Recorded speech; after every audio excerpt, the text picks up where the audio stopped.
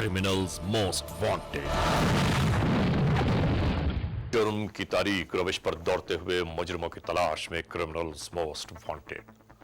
कानून के निगहबानों और जराइम पेशा अफराद की कशमकश के दरमियान रिकॉर्ड किए हुए programme criminals most wanted. Criminals most wanted के इन प्रोग्रामों के बनाने का मकसद इंसाफ और कानून की बालादस्ती है।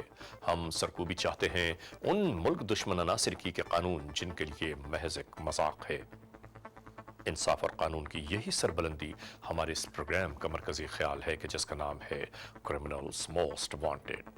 नाज़रीन, क्रिमिनल्स मोस्ट वांटेड के इन एपिसोड्स में हम आपके लिए पेश करते हैं जराइम की दास्तानें, वो कहानियां कि जो हमारे और आपके मुआशरे में कहीं ना कहीं किसी न किसी तौर जरूर रूनुमा हो रही हैं।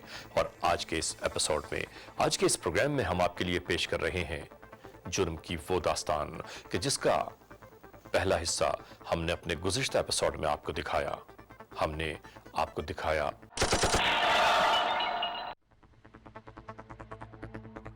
ये कराची का मसरूफ तरीन इलाका तारिक रोड है। 29 नवंबर की सुबह बैंक खुलने से पहले ही दो कारें मशकूक अंदाज में नमूदार हुईं।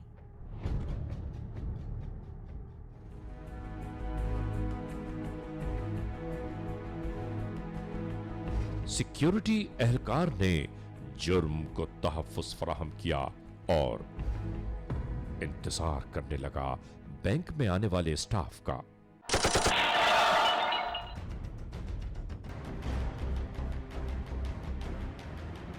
हिलना नहीं मांगता, उड़ा दो सारे को भी। खोलो, खोल लो, खोल लो। आप दुनिया को मैं तीन का चलता हूँ। एक, आप समझा करो बात को। दो, बेदाना बहुत सारे। ठीक है, जल्दी करो, जल्दी। सीधा जा, खड़ा, पीछे। चलो। इब्तिदाई तफ्तीश की खातिर जाए वक़ुआ पर आए कानून के एहलकार जदीद टेक्नोलॉजी के साथ मुल्ज़िमान के फिंगरप्रिंट्स हासिल किए जाते रहे। इन्वेस्टिगेटर्स ने अपने नेटवर्क को फैला दिया और फिर आने वाली इत्तलात इस बात की पेशीनगोई कर रही थी कि इस बैंक वारदात के मुजिब कहीं ना कहीं निगाहों में जरूर मौजूद हैं। नाज़रीन, इसके बाद क्या हुआ? हालात, वाक़यात, मुहर्रिकात किस मोड़ पर पहुंचे?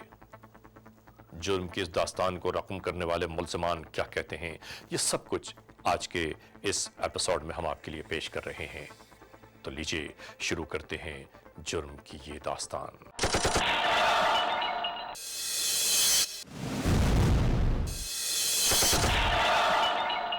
इन इत्तलात के मुस्तहकम होते ही कानून के एहलकार दौड़ पड़े कानून से भागे मुजरिमों की तलाश में।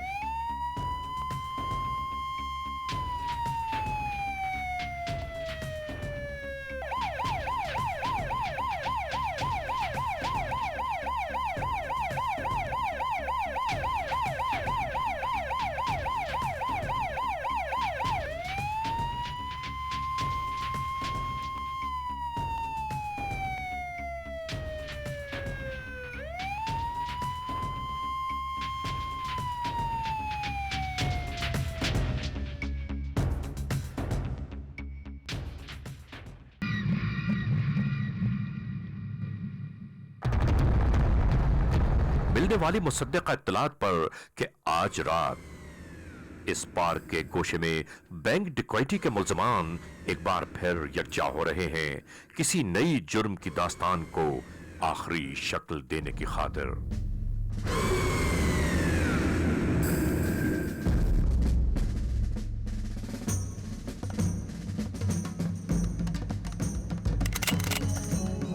आहिस्ता आहिस्ता इंतहाई खामोशी के साथ घेरा तंग किया जाता रहा।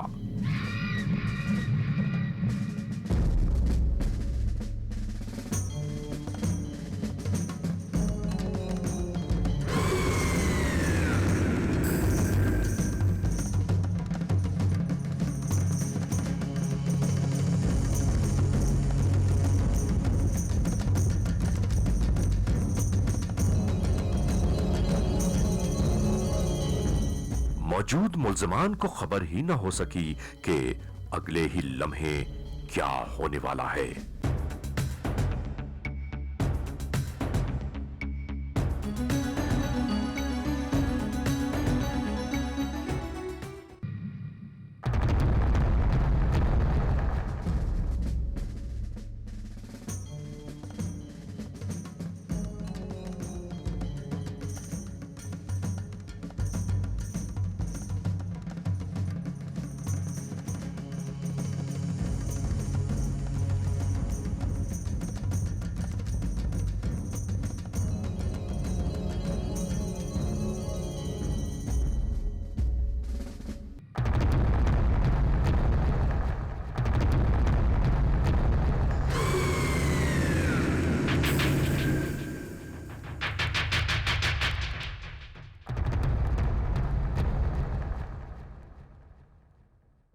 जैसे ही मुल्जमान को आहट मिली उस वक्त तक कानून के एहलकार इनके सरों तक जा पहुंचे थे कि अचानक ही मुल्जमान ने अंधाधुन फायरिंग शुरू कर दी।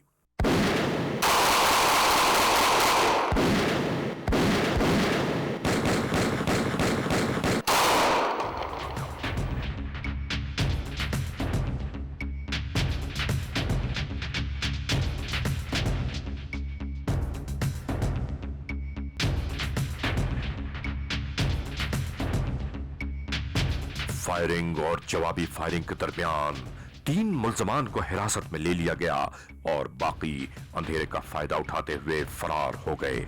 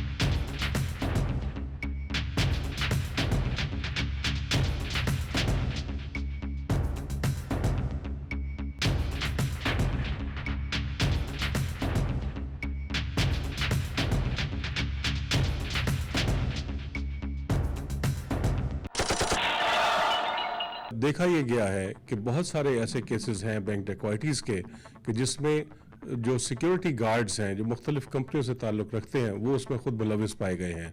ये सिर्फ कराची शहर नहीं बल्कि पूरे पाकिस्तान में जितनी बैंक डकैतीज़ होती हैं उसमें काफ़ी बड़ी तादाद ऐसे केसेस की है कि जिसमें बैंक में जो मुलाजिम जो सिक्योरिटी गार्ड्स हैं वो उसमें मुलविस हैं। इसी तरह 29 नवंबर को एक केस हुआ फिरोजाबाद थाने के हदूद में कि बैंक सिक्योरिटी गार्ड अलग सुबह बैंक पहुंच गया और उसके साथ उसके जुराइम पेशा उसके साथी भी शामिल थे। जो जो बैंक का अमला आता गया वो उनको बंदूक की नोक पर बिठाते गए, और जब मैनेजर बैंक में आया तो उन्होंने उससे चाबियां लेकर और 30 लाख रुपए वहां से चोरी किए, और 30 लाख रुपए लेकर फिर वो बाहर गए और वहां से वो गायब हो गए। सोचने की बात यह है कि जब बैंक के मुहाफिज, जिनका फ़र्ज़ है कि वो बैंक की हिफाजत करें, जब वही लुटेरे बन जाएं तो फिर हम क्या करें इसमें। लेकिन हम अपने फ़र्ज़ से गाफिल नहीं हैं, हम पूरी कोशिश करते हैं। और जैसा कि इस केस में हमने मुजरमान को पकड़ा जिसमें सिक्योरिटी गार्ड शामिल था, इसी तरीके से बाकी केसेस में भी हमने कोशिश की है। मैं एक बहैसियत एक ज़िम्मेदार पुलिस ऑफिसर के, कराची पुलिस चीफ की हैसियत से मैं ये कहूँगा कि जितने भी अदारे हैं, तजारती अदारे जो कि सिक्योरिटी एजेंसी से अपने गार्ड लेते हैं, वो इस चीज़ की तसल्ली करें कि वो सिक्योरिटी गार्ड जो उनके पास ड्यूटी सर अंजाम दे रहे हैं उनकी वेरिफिकेशन सही हुई है और वो पुलिस के पास रजिस्टर्ड है। ARY के प्रोग्राम क्रिमिनल मोस्ट वांटेड के तवसत से मैं ये कहना चाहूँगा कि अगर अवामुन्नास को कोई इत्तला मिले या उनके इल्म में कोई बात आए कि कोई जुर्म हो रहा है या होने वाला है, तो उसकी इत्तला फौरी तौर से हमें वो दें। उसके लिए 15 पर फ़ोन कर सकते हैं। अगर उनके पास नज़दीकी थाने के कोई टेलीफोन दस्तयाब हो, उनको इत्तला दे सकते हैं। किसी पुलिस एहलकार जो कि ड्यूटी पर मौजूद हो, उसको इत्तला दे सकते हैं। बग़ैर अवाम की मदद के पुलिस तन्हा कुछ नहीं कर सकती। Criminals most wanted. यके बाद दीगरे मुल्ज़मान को लाया गया इन इन्वेस्टिगेटर्स के सामने और यहां से शुरू हुई इंटेरोगेशंस। क्या करते हो? बाप का नाम? मोहम्मद सावन। कहाँ रहते हो? दादू। पूरा एड्रेस बताओ। एतम खान जतोई। ये किस तरह प्लान किया आपने? ये प्लान ऐसा हुआ जैसे हमें तो ऐसी आदत नहीं थी, शुक्र अल्हम्दुलिल्लाह हमने हमेशा हिलाल खाया और आज तक पेट में हिलाल ही था। बस एक गार्ड था हमारा। क्या नाम था? क्या नाम था उसका? इम्तियाज नाम था उसका। वो एक मरतबा आया हमारे पास, 2 महीना ड्यूटी की उसने। उस दौरान हमें भड़काता रहा, बहुत भड़काता रहा, मगर हमने कभी भी कोई भी ऐसा जहन में नहीं लाया प्लान। वो तुम्हें क्या कहता था? उसने बोला कि बैंक में ये डकैती करो। लूटमार करते हो तुम लोग? पुलिस के ऊपर फायरिंग करते हो? अभी तुझे दिखाता हूँ मैं, छोड़ूंगा नहीं। कितना पकड़ उठा तुमने वहां से? वहाँ से कुछ 32 लाख रुपया था, उससे कुछ पाउंड और डॉलर थे जिसका मुझे मालूम नहीं था। उसके बाद पता चला जब हमने एक दूसरे में बांटा। ये मुल्ज़िम वो है कि जो बैंक में मौजूद असासों और अफराद को तहफ़्फ़ुज़ फराहम करने के लिए मुतय्यन था कि जो लुटेरे के रूप में मंज़र आम पर उभरा। अपना नाम बताओ, पूरा वाक़या बताओ मुझे। कुर्बान अली जतोई। बस वो 7:30 बजे वो लोग आए और मुझे बोला कि ये काम करना है और सिर्फ तुम्हें जो है गेट खोलना है, उससे ज़्यादा जो भी करेंगे हम करेंगे। क्योंकि वो एक पुराने डकैत और पुराने किलर थे। मुझे इस बात का बाद में भी पता चला। उसके पहले उसने जिस वक्त हौसला अफजाई दी तो फिर पता भी ज़्यादा चला। उनके पास ना क्या था? उनके पास एक गवर्नमेंट का हथियार था, 7mm, जो गाड़ी में पड़ा हुआ था। बकाया जो था गाड़ी में के अलावा उनके जो हाथों में था पिस्टल वगैरह थे और एक खंजर था।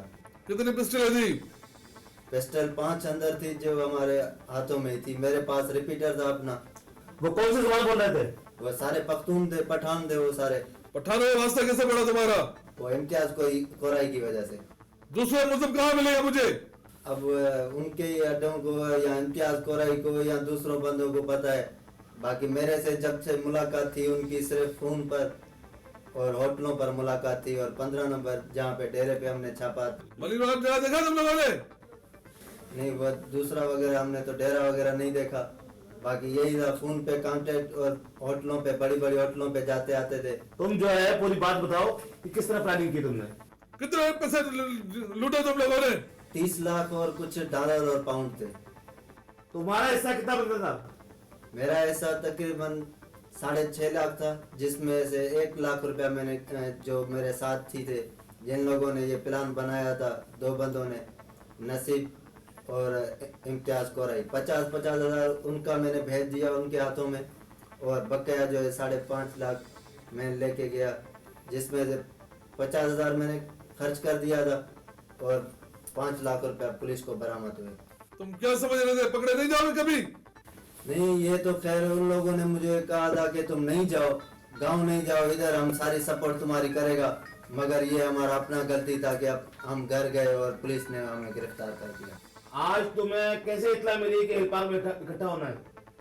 ये एक वाकया था जिसमें हमें कोई एक बड़ी वारदात करनी थी और पेशावर में करनी थी और फैसल बैंक पंजाब चौरंगी पे करनी थी, जिसकी वजह से हम इकट्ठे हुए, एक दूसरे से कांटेक्ट किया। फैसल बैंक पंजाब चौरंगी वाली में तुम्हारा कोई सिक्योरिटी गार्ड इन्वॉल्व है उसमें? नहीं, उसमें हमारा कोई भी इन्वॉल्व नहीं है। उसमें हम खुद जबरदस्ती उनको यरमाल बना के उनमें से हम सब कुछ निकाल देते, जैसे कि प्लान था हमारा। तुम्हारा कहने का मतलब ये है कि ये पहली डकैती है और तुम्हारा दिल खुल गया है अब? कहने का ये मकसद है कि उन लोगों की हौसला अफजाई और पैसा देने का अंदाज ये था कि हम लोग शायद आगे बढ़ेंगे और करेंगे, मगर अब हम चाहते हैं कि हमें कोर्ट जो है जो सजा देगी हमें मंजूर है, और उसके अलावा हम अपनी कोई मेहनत मजदूरी करेंगे जो इससे पहले करते थे। 29/11/2007 को बैंक रॉबरी हुई पिकी commercial bank near Tariq road. मुझे 9:30 बजे सुबह इतला मिली। मैं अपने काबिल एतमाद और अच्छे इन्वेस्टिगेशन ऑफिसर्स वहाँ भिजवाए। उन्होंने मुझे पूरी डिटेल रिपोर्ट दी। इसके बाद मैंने पर्सनली सारा विज़िट किया, तो फिर हमने एक एमरजेंसी और अर्जेंट मीटिंग कॉल की। जितने हमारे ऑफिसर्स थे उनको हमने बुलवाया अपने पास, उनको मुख्तलिफ टास्क दिए गए और हमने यही कहा कि हर हाल में ये रॉबरी जो है हमने डिटेक्ट करनी है। तो अल्लाह ताला के फजल व करम से 3/12/2007 को हमने एक खुफिया इन्फॉर्मेशन पर उनको अरेस्ट किया और 3 बंदे उनमें अरेस्ट हुए। उनसे 5 लाख रुपए हमने रिकवर किए और बाकी साथी उनके फ़रार हैं। उन सब का ताल्लुक पेशावर से है, एक का ताल्लुक इंटीरियर सिंध से था। इनके लिए टीमें हमने तश्कील दे दी हैं। इंशाअल्लाह जल्दी उनको भी गिरफ्तार कर लेंगे। क्या नाम है तुम्हारा? जी बोला सन। जैसे बैन में आवाज निकाली थी वैसे बोलो। और बोला सन। बाप का नाम? हुसैन असगर। कहाँ रहते हो? मैं तो पड़ोसना। कराची में कहाँ रहते हो? कराची वो वन सी स्टॉप नहीं है, वहाँ पे रहता हूँ। अकेले रहते हो या फैमिली रहती है? नहीं अकेला। पूरी वारदात बताओ तफसीलन। वो 7:30 बजे निकल के वो कुर्बाना दिन वो फोन किया कि आ जाओ। तुम किस गाड़ी में बैठ के गए थे? मैं तो करोला भी जी। किसकी करोला थी? मेरे सर वो तो तौला नहीं लाया था, पता नहीं तो किसका था। कितनी करोला थी? मेरे ये तो 2 थी सर। 5 बंदे अंदर गए, एक सिक्योरिटी गार्ड ऑलरेडी उनके घर में मौजूद था। ये टोटल 6 हो गए। बाहर जो टोटल थी, बाहर ये कहता है कि 2 गाड़ी में एक में थे, एक गाड़ी एक में थे। आने वाले इस दूसरे मुलजिम ने बताया कि ये ऐसी ही एक और कार्रवाई के नतीजे में एक तवील वक्त सेंट्रल जेल कराची में भी गुजार चुका है। इससे पहले और कितनी वारदातों में रहे हो? नहीं है सर, अभी नहीं। कितने मुकदमा तुम्हारे कायम हुए कराची के अंदर? कराची में तो सिर्फ एक ही हुआ था, तकरीबन 10 साल हो गया। 10 साल। कितनी दफा जेल गए हो? एक दफा। और तुम्हारी क्या क्या प्लानिंग थी? क्या करना था? सर मैंने शुरू से सच बोला था, मैं बिल्कुल झूठ नहीं बोलूंगा। आइंदा की क्या वारदातें थी आपकी? ये ऐसा नहीं सुधरेगा, इसको दिखाओ। हर बात समझते जानते बूझते हुए अनजान बनने की नाकाम कोशिश। जब इस मुलजिम से मजीद मुलजमान के बारे में निशानदेही के लिए कहा गया तो ये कहने लगा कि वो किसी को मजीद जानता ही नहीं। समझ रहे हैं बात? झूठ नहीं बोलूंगा। झूठ नहीं बोलेगा, हाँ सही बता। सर मैंने शुरू से सच बोला, कसम से। बस नीरू के को पकड़ाओगे? तुम जितने आदमी अपने साथी पकड़ोगे उतना तुम्हें फायदा मिलेगा, नहीं तो तुम मर जाए जेल में। ठीक है और सर। फांसी आ जाएगी तुमको। सर तो ठीक है, लेकिन तुमने पुलिस मुकाबला किया है, जानने वाला भी नहीं है, मैं क्या करूंगा? दूसरे साथियों को पकड़ाओ सबको। सर एक तो सिर्फ मिलू के जानते हैं, लेकिन गांव वाले और तो नहीं जानते।